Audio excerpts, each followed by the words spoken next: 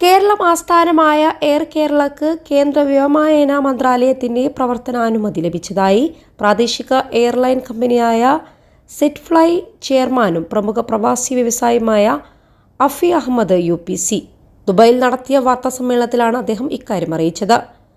ആഭ്യന്തര സർവീസ് തുടങ്ങുന്നതിനാണ് കേന്ദ്ര വ്യോമയാന മന്ത്രാലയത്തിന്റെ NOC ലഭിച്ചത്.